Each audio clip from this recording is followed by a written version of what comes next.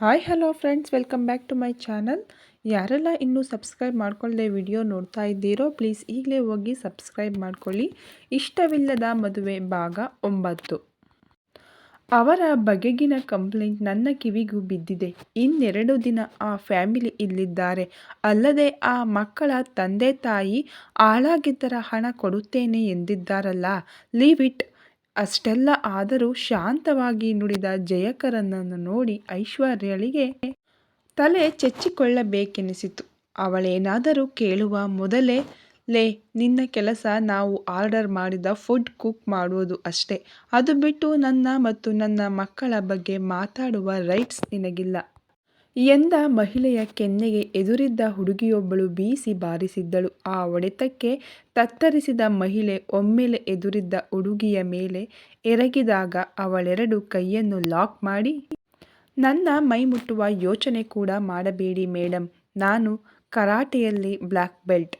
ಹಾಗೆಯೇ ನನ್ನ ಹೆಸರು ಲೇ ಓಯ್ ಅಲ್ಲ, ಅಂಜಲಿ ದಾಮೋದರ್ ಎನ್ನುತ್ತಾ ಆ ಮಹಿಳೆಯನ್ನು ತನ್ನಿಂದ ದೂರ ತಳ್ಳಿದಾಗ ಆಗಲೇ ಕೆಲವೊಂದು ಡಿಪಾರ್ಟ್ಮೆಂಟ್ ಮಂದಿ ಅಲ್ಲಿ ಬಂದದ್ದನ್ನು ನೋಡಿ ಆ ದಾರಿಯಲ್ಲಿ ಬಂದ ಬಾಲಕೃಷ್ಣ ಅತ್ತ ನಡೆದರೆ ಅವರ ಜೋರಾದ ಮಾತು ಕೇಳಿ ಜಯಕರ್ ಹಾಗೂ ಐಶ್ವರ್ಯ ಕೂಡ ಅಲ್ಲಿಗೆ ಹೋದರು. ನೋಡ್ರಿ, ಈ ಹುಡುಗಿ ನನ್ನ ಮೇಲೆ ಕೈ ಮಾಡ್ತಾಳೆ. ನಾನು ಯಾರಂತ ಗೊತ್ತಿಲ್ಲ ಇವಳಿಗೆ. ನನ್ನಪ್ಪ ಅಂತ ಮುಂದೇನು ಹೇಳುವ ಮೊದಲೇ ಉಶ್, ಕಿರುಚಬೇಡಿ ಮೇಡಮ್. ನಿಮ್ಮಪ್ಪ ಅದೇನೇ ಆಗಿರಲಿ, ಮನುಷ್ಯನಿಗೆ ಸಂಸ್ಕಾರ ಮುಖ್ಯ.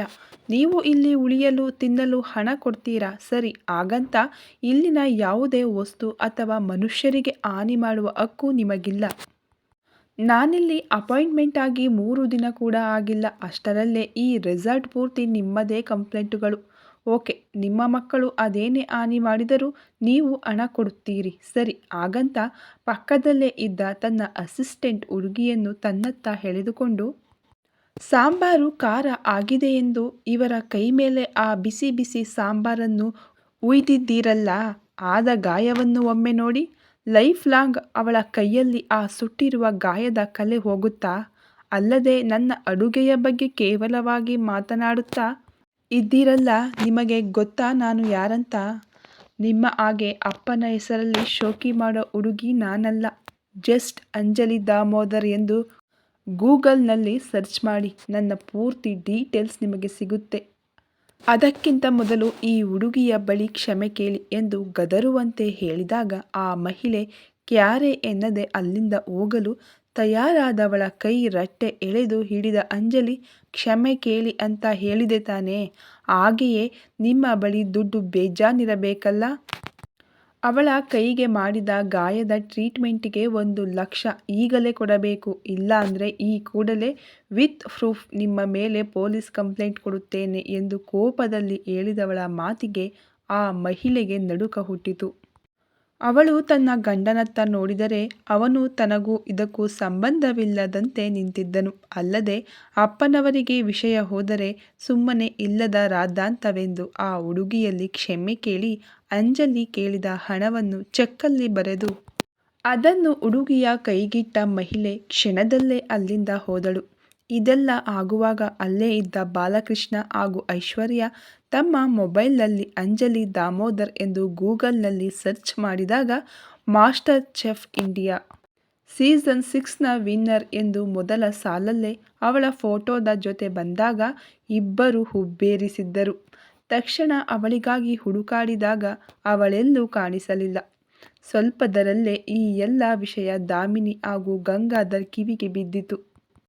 ಯಾವುದೋ ಫೈಲ್ ಸಲುವಾಗಿ ಒಂದೇ ಚೇಂಬರಲ್ಲಿರುತ್ತಿದ್ದ ಗಂಡ ಹೆಂಡತಿಯ ಬಳಿ ಬಂದ ಜಯಕರ್ ಬೇಕಾದ ಫೈಲ್ ತೆಗೆದುಕೊಂಡು, ಮೇಡಮ್, ಅಂಜಲಿ ಅನ್ನೋ ಹುಡುಗಿ.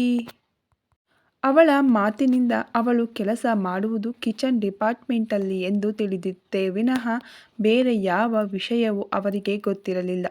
ಹೇಳೋದು ಮರೆತಿದ್ದೆ ಜೈ, ವಾರದ ಹಿಂದೆ ಕಿಚನ್ ಹೆಡ್ ಆಗಿದ್ದ ಸಂದೇಶ್ ಹೆಂಡತಿಯ ಕಾರು ಆಕ್ಸಿಡೆಂಟ್ ಆಗಿ ತುಂಬ ಪೆಟ್ಟಾಗಿದೆಯಂತೆ.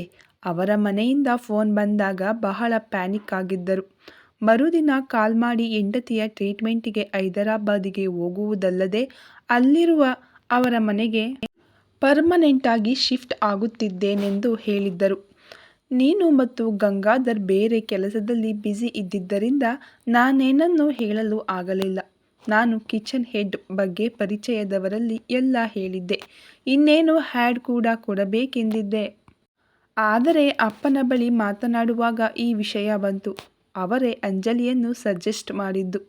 4 ವರ್ಷ ಮುಂಬೈನ 7 ಸ್ಟಾರ್ ಹೋಟೆಲಲ್ಲಿ ವರ್ಕ್ ಮಾಡಿದ ಎಕ್ಸ್ಪೀರಿಯನ್ಸ್ ಇದೆ ಅವಳಿಗೆ. ಹಾಗೆಯೇ ಅವಳ ಪ್ರೊಫೈಲ್ ನೋಡಿದಾಗ ನಾಟ್ ಬ್ಯಾಡ್ ಅನಿಸಿತು. ನಾನೇ ಖುದ್ದಾಗಿ ಅವಳನ್ನು ಇಂಟರ್ವ್ಯೂ ಮಾಡಿದೆ. She is really brilliant. ಅಲ್ಲದೆ ಮಾಸ್ಟರ್ ಚೆಫ್ ಕಾಂಪಿಟೇಷನ್ನಲ್ಲಿ ಅವಳ ಅಡುಗೆಯ ಒಂದೆರಡು ವಿಡಿಯೋ ಕ್ಲಿಪ್ ಕೂಡ ನೋಡಿ ಹುಡುಗಿ ತುಂಬ ಶಾರ್ಪ್ ಇದ್ದಾಳೆ ಅನಿಸಿತು. ರೆಸಾರ್ಟ್ ಟರ್ಮ್ ಆ್ಯಂಡ್ ಕಂಡೀಷನ್ ಹೇಳಿ ಆದಷ್ಟು ಬೇಗ ಜಾಯಿನ್ ಆಗುವಂತೆ ಹೇಳಿದೆ. ಸೊ ಇಯರ್ ಶಿ ಈಸ್ ಎಂದವರ ಮಾತಿನಲ್ಲಿ ಅದೇನೋ ಖುಷಿ ಇರುವುದನ್ನು ಗಂಗಾಧರ್ ಹಾಗೂ ಜಯಕರ್ ಇಬ್ಬರು ಕೂಡ ಗಮನಿಸಿದ್ದರು. ಓಕೆ ಮೇಡಮ್, ಆದರೆ ಇಂದಿನ ಅವಳ ವರ್ತನೆ, ಬಂದ ಗೆಸ್ಟ್ ಮೇಲೆ ಕೈ ಮಾಡಿದ್ದು ಸರಿಯಾ? ಇದರಿಂದ ರೆಸಾರ್ಟ್ಗೆ ಬ್ಯಾಡ್ ರಿವ್ಯೂ ಬರುತ್ತೆ. ಯಾಕೋ ಬಂದ ಕೂಡಲೇ ಜಗಳಕ್ಕೆ ನಿಂತ ಹುಡುಗಿಯ ಮೇಲೆ ಜಯಕರನಿಗೆ ಒಳ್ಳೆಯ ಅಭಿಪ್ರಾಯ ಬಂದಿರಲಿಲ್ಲ. ನೀನು ಅವಳು ಜಗಳ ಆಡಿದ್ದನ್ನು ಮಾತ್ರ ನೋಡಿದೆ. ಪಾಪ, ಅವಳೊಂದಿಗೆ ಇದ್ದ ಹುಡುಗಿಯ ಕೈ ಒಮ್ಮೆ ನೋಡು.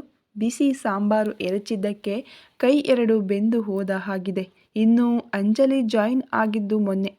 ಅಂದಿನಿಂದ ಮಧ್ಯಾಹ್ನ ಹಾಗೂ ರಾತ್ರಿಯ ಅಡುಗೆಗೆ ಎಂದೂ ಇಲ್ಲದ ಮೆಚ್ಚುಗೆಗಳ ರಾಶಿಯೇ ಹರಿದು ಬರುತ್ತಿದೆ. ಹಾಗಂತ ಮೊದಲಿದ್ದವರು ಕೆಟ್ಟದಾಗಿ ಅಡುಗೆ ಮಾಡುತ್ತಿದ್ದರು ಅಂತಲ್ಲ. ಇವಳ ಅಡುಗೆಯ ಟೇಸ್ಟ್ ಡಿಫರೆಂಟ್ ಆಗಿದೆ. ಅದರಲ್ಲೂ ನಮ್ಮ ರೆಸಾರ್ಟಿಗೆ ಆಗಾಗ ಬರುತ್ತಿದ್ದವರು ನಿನ್ನೆ ಪರ್ಸನಲ್ಲಾಗಿ ಇಮೇಲ್ ಮಾಡಿ ಊಟದ ಬಗ್ಗೆ ಅದೆಷ್ಟು ಹೊಗಳಿದ್ದಾರೆ ಗೊತ್ತಾ? ಪ್ರತಿದಿನ 10-20 ಜನದ ಊಟ ಉಳಿಯುತ್ತಿತ್ತು. ನಿನ್ನೆ ಮೊದಲ ಬಾರಿ ಊಟ ಶಾರ್ಟೇಜ್ ಆಗಿದೆ ಎಂದು ಬಾಲಕೃಷ್ಣ ಹೇಳುತ್ತಿದ್ದ. ಪೂರ್ತಿ ರೆಸಾರ್ಟಿನವರು ಒಂದೆರಡು ದಿನಕ್ಕೆ ಅವಳ ಕೈ ಅಡುಗೆ ಮೆಚ್ಚಿಕೊಂಡಿದ್ದಾರೆ. ಅಂಥದರಲ್ಲಿ ಆ MLA ಮಗಳು ಆ ಊಟವನ್ನು ಮುಟ್ಟಿ ಕೂಡ ನೋಡದೆ ಅವಳಲ್ಲಿ ಬೆಳಿಗ್ಗೆಯಿಂದ ಸಂಜೆಯವರೆಗೆ ಬೇರೆ ಬೇರೆ ಐಟಂ ಮಾಡಲು ಹೇಳಿ ಅದನ್ನು ಟೇಸ್ಟ್ ಕೂಡ ಮಾಡದೆ ಅಡುಗೆಯ ಬಗ್ಗೆ ಕೆಟ್ಟದಾಗಿ ಹೇಳಿದ್ದಾಳೆ. ಆದಷ್ಟು ತಾಳ್ಮೆಯಿಂದ ಇದ್ದ ಅಂಜಲಿ ಯಾವಾಗ ಅವಳ ಅಸಿಸ್ಟೆಂಟ್ ಮೇಲೆ ಬಿಸಿ ಬಿಸಿ ಸಾಂಬಾರು ಬಿತ್ತೋ ಆಗ ಸಿಡಿದೆದ್ದಿದ್ದಾಳೆ. ಬಂದ 3 ದಿನಕ್ಕೆ ತನ್ನ ಕೆಲಸ ಹಾಗೂ ತನ್ನ ಡಿಪಾರ್ಟ್ಮೆಂಟಿನ ಪ್ರತಿಯೊಬ್ಬರು ತನಗೆಷ್ಟು ಮುಖ್ಯ ಅನ್ನೋದನ್ನು ಅವಳು ತೋರಿಸಿದ್ದಾಳೆ. I am proud of you her ಎಂದವರ ಮುಖದಲ್ಲಿ ಆಗಿನಂತೆ ವಿಶೇಷವಾದ ಖುಷಿಯಿತ್ತು.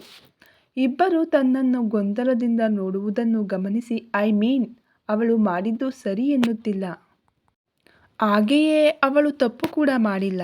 ಮುಂದೆ ಈ ರೀತಿ ಆಗದಂತೆ ನಾನೊಮ್ಮೆ ಅವಳ ಬಳಿ ಮಾತನಾಡುತ್ತೇನೆ ಎನ್ನುತ್ತಾ ದಾಮಿನಿ ಮೊಬೈಲ್ ಹಿಡಿದು ಎದ್ದರೆ ಓಕೆ ಮೇಡಮ್, ಹಾಗೆಯೇ ಆ MLA ಮಗಳು ಅಂತ ಮುಂದೆ ಹೇಳಲು ಹೊರಟ ಜಯಕರನನ್ನು ತಡೆದವರು, ಆಗಲೇ ಆ MLA ಬಳಿ ಮಾತನಾಡಿದ್ದೇನೆ.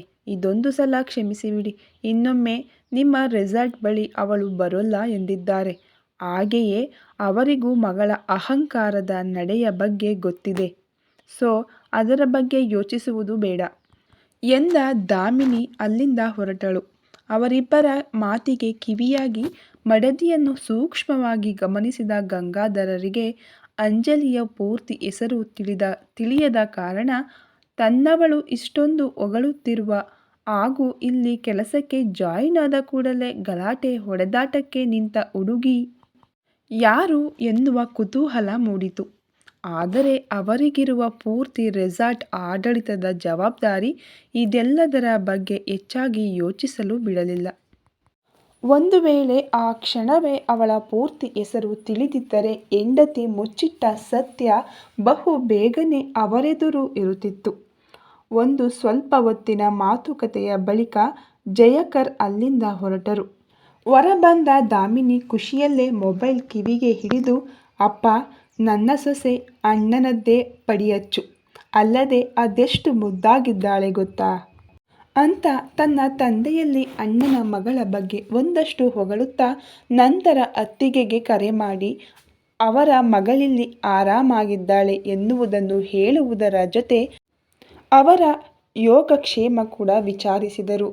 ರಾತ್ರಿ 7 ಗಂಟೆಗೆ ಹಾಗೆ ತನ್ನೆಲ್ಲ ಕೆಲಸ ಮುಗಿಸಿದ ಅಂಜಲಿ ತನಗಿಟ್ಟ ಕೋಣೆಯ ಬಾಗಿಲು ಇನ್ನೇನು ತೆರೆಯಬೇಕು ಎನ್ನುವಾಗ ಹಾಯ್ ಎನ್ನುವ ಧ್ವನಿಗೆ ತಿರುಗಿದರೆ ಎದುರು ವಿಚಿತ್ರವಾಗಿ ಡ್ರೆಸ್ ಮಾಡಿಕೊಂಡು ತನ್ನತ್ತ ಕೈಚಾಚಿ ನಗುತ್ತಾ ನಿಂತಿರುವವಳನ್ನು ನೋಡಿ ಗೊಂದಲದಲ್ಲಿಯೇ ಆಯ್ ಎಂದು ಕೈ ಮಿಲಾಯಿಸುವಾಗ ಓಡುತ್ತಾ ಬಂದ ಬಾಲಕೃಷ್ಣ ಏದುಸಿರು ಬಿಡುತ್ತಾ ಅವರ ಕೈಗೆ ಕೈ ಸೇರಿಸಿ ಆಯ್ ಮೈ ಸೆಲ್ಫ್ ಬಾಲಕೃಷ್ಣ ಎಂದು ತನ್ನ ಪರಿಚಯ ಹೇಳಿದನು. ಇಬ್ಬರನ್ನು ವಿಚಿತ್ರವಾಗಿ ನೋಡುತ್ತಾ ಏನಾದರೂ ಹೆಲ್ಪ್ ಬೇಕಾ ಎಂದವಳ ನೋಟ ಅವರ ಲೆಫ್ಟ್ ಸೈಡ್ ಚೆಸ್ಟ್ ಮೇಲಿದ್ದ ನೇಮ್ ಬ್ಯಾಡ್ಜ್ ಮೇಲೆ ಹೋದಾಗ sorry, nice to meet you both, ಎಮರ್ಜೆನ್ಸಿಯಾಗಿ ಇಲ್ಲಿಗೆ ಜಾಯ್ನ್ ಆದೆ.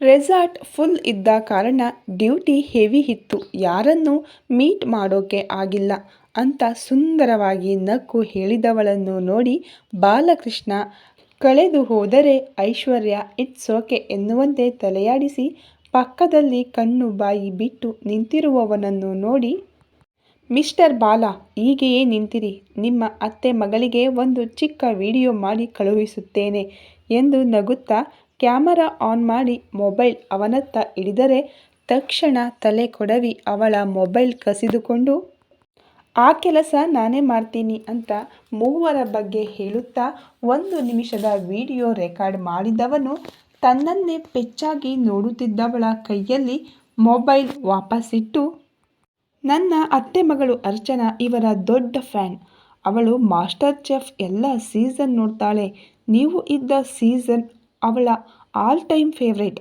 ಈಗ ಅವಳಿಗೆ ನೀವು ನನ್ನ ಕಲೀಗೆಂದು ತಿಳಿದರೆ ನಾಳೆಯೇ ಇಲ್ಲಿಗೆ ಓಡಿ ಬರೋಕು ರೆಡಿ ಇದ್ದಾಳೆ. ಇನ್ನು ನೀವು ಮಿಸ್ ನಡೆದಾಡೋ ಬಟ್ಟೆಯ ಶೋರೂಮ್, ನಾನೇನು ಆ ದೃಷ್ಟಿಯಲ್ಲಿ ಇವರನ್ನು ನೋಡಿಲ್ಲ, ಇವರ ಮುಖ ನೋಡಿದರೆ ಗೂಗಲ್ ಸರ್ಚ್ ಮಾಡಿದಾಗ ಸಿಕ್ಕ ಡೀಟೇಲ್ಸ್ ನೆನಪಾಯಿತು ಅಷ್ಟೇ ಅಂತ ನಗುತ್ತಾ ಹೇಳಿದನು. ಈ ಕತೆ ಇನ್ನೂ ಮುಂದುವರಿಯುವುದು. ಎಲ್ಲರೂ ಸಬ್ಸ್ಕ್ರೈಬ್ ಮಾಡಿಕೊಂಡು ಸಪೋರ್ಟ್ ಮಾಡಿ. ವಿಡಿಯೋ ನೋಡಿದ ಎಲ್ಲರಿಗೂ ಧನ್ಯವಾದಗಳು.